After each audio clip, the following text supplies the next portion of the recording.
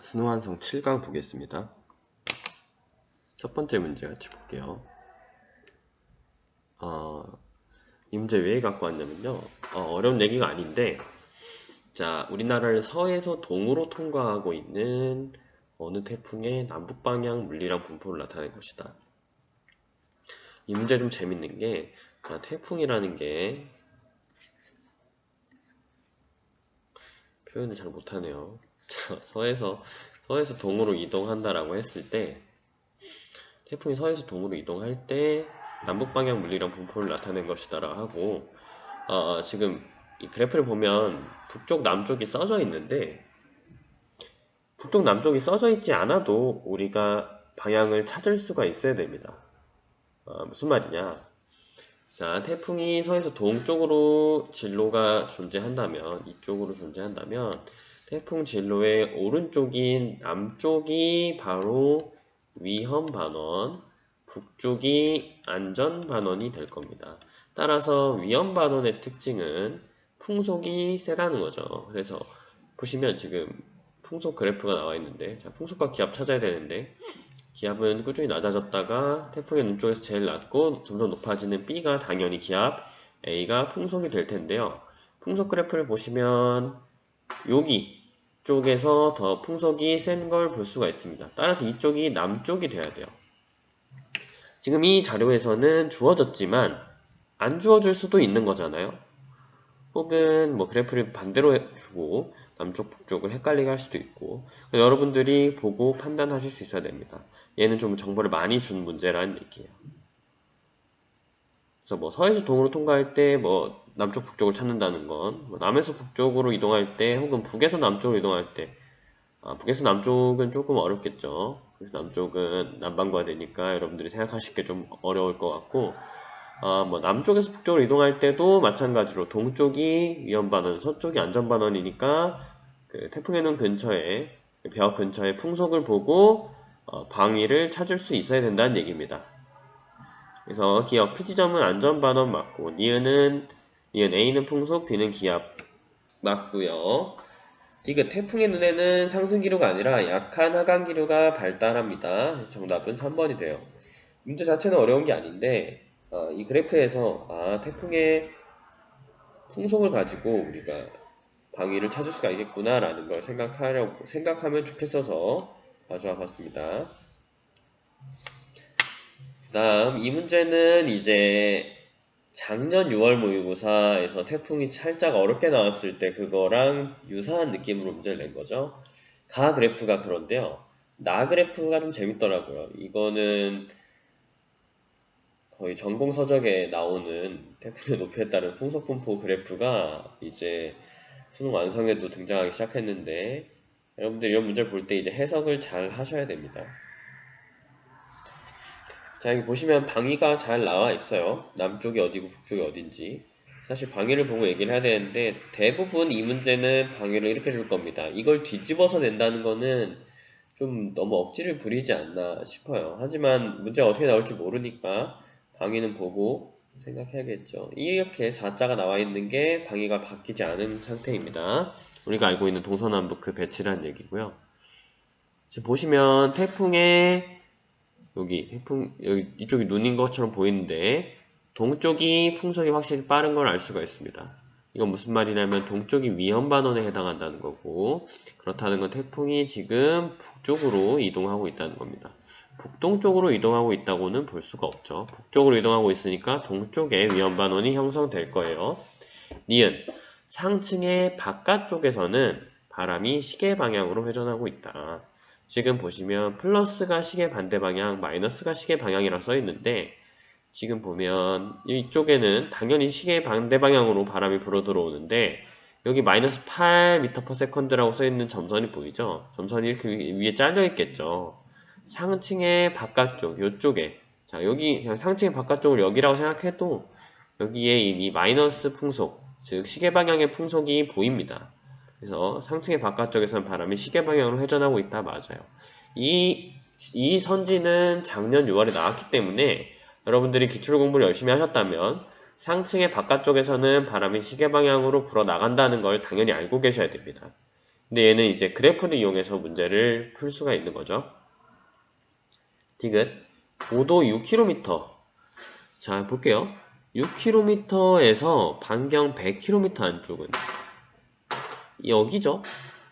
요 지점을 얘기하는 겁니다. 반경 100km 안쪽은 중심에서 멀어질수록 풍속이 느려진다.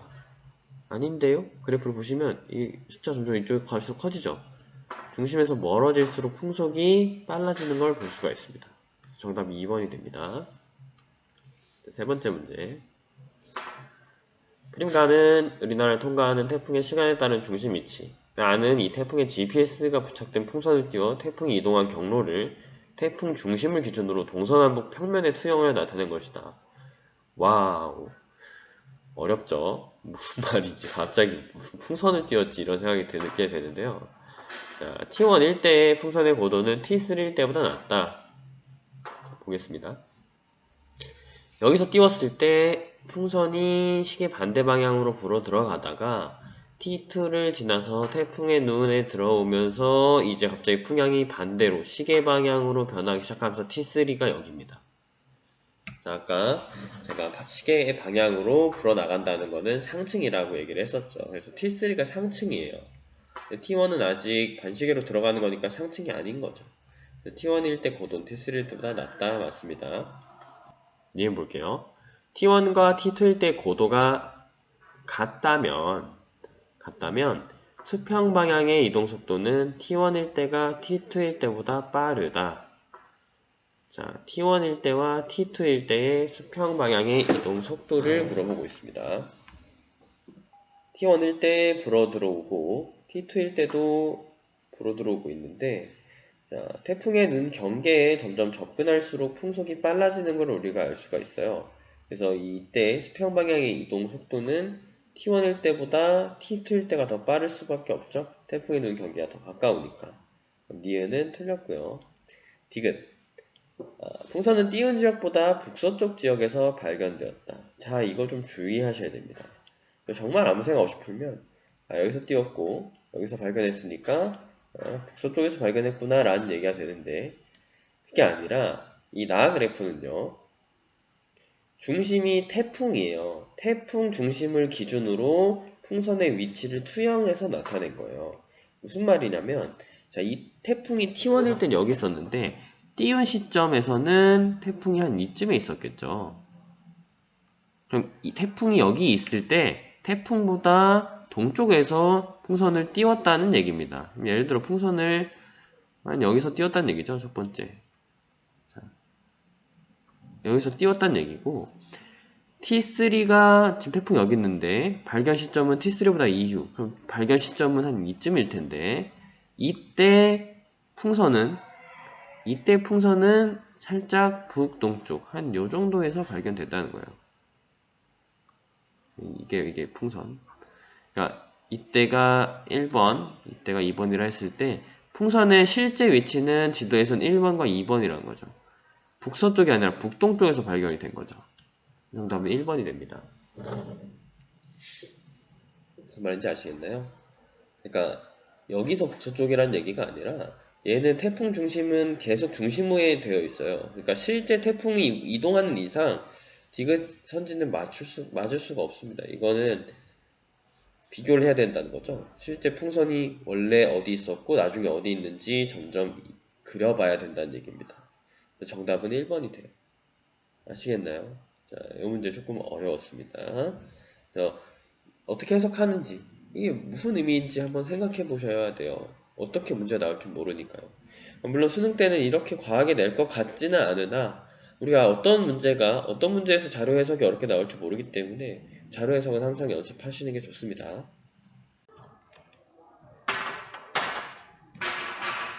4번 문제 보겠습니다. 표는 어느 태풍이 우리나라를 통과할 때 같은 경도상에 서로 다른 지역 A, B에서 관측한 기압 풍향 풍속의 변화를 나타낸 것이다 입니다.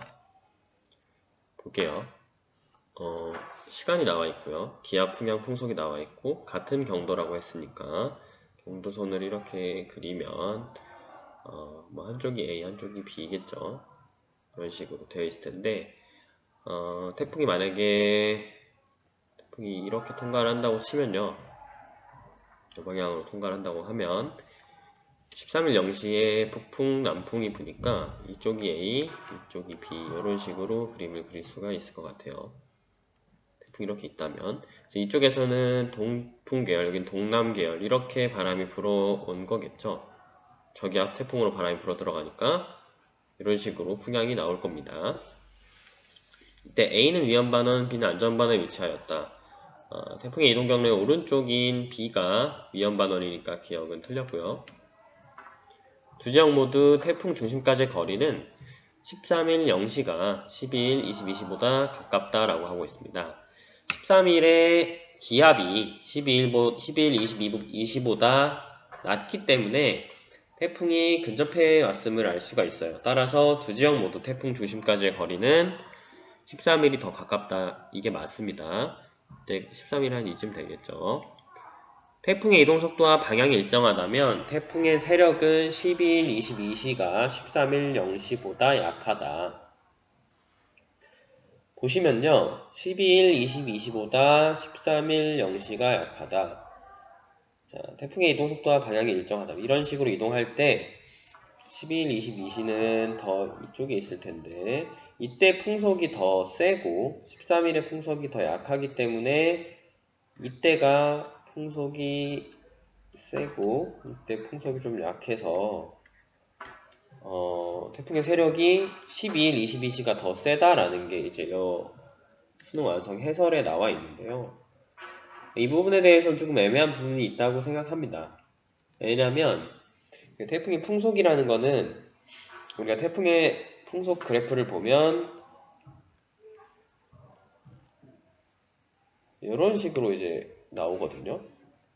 여기가 이제 눈, 여기가 이제 위험반원, 그러니까 안전반원이에요. 그렇죠? 이런 식으로 그래프가 나타나는데 얘는 지금 이 눈과 이 눈벽 사이 이 감소되는 구간을 고려했는가에 대한 의문이 조금 들 수 있을 것 같아요. 그러니까 무슨 말이냐면 태풍의 세력이 똑같다고 하더라도 이 A, B가 태풍의 눈에 만약 근접해 있다면 태풍의 눈 이쪽 방향에 A, B가 위치한다면 풍속이 약해질 수도 있지 않은가에 대한 얘기가 별로 없어 보이는데 풍향을 봤을 때 A, B가 태풍의 눈과 눈벽 사이에 위치하지는 않는다라는 얘기를 한다면 이걸 배제할 수도 있겠지만 조금 더 단서를 달아야 되지 않나 이런 생각이 듭니다. 사실 이동속도와 방향이 일정하다면 세력이 어떻다 이런 얘기를 할 수 있는가라는 생각이 들어요. 굳이 태풍의 세력이라는 거는 사실 중심기압으로 결정을 합니다. 중심기압과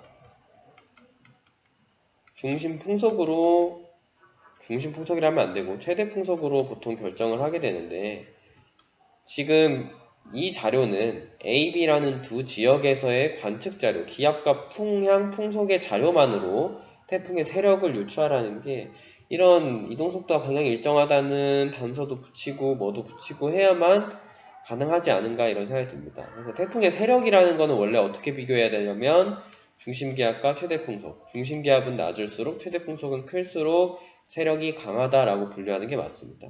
이 문제에 대해서는 저는 개인적으로 좀 의문이 있어요. 태풍의 세력 얘기를 하려면 중심기압과 최대풍속을 얘기해야 되는데 과연 관측기압과 풍속으로 이 얘기를 할 수 있을까? 저는 조금 좋지 못한 문제라고 생각이 들어요. 그래서 지금 설명을 하는 겁니다. 특별히 가져와 가지고 설명하는 이유는 이렇게까지는 평가원에서 좋아하지 않을 것 같다. 조금 문제가 약간 단서가 좀 부족하다라는 생각이 듭니다. 어쨌든 이 문제를 통해서 여러분은 태풍의 세력은 중심기압과 최대풍속으로 측정하는구나 라는 사실을 알아가시면 되겠습니다. 7강 강의 듣느라 수고 많으셨어요.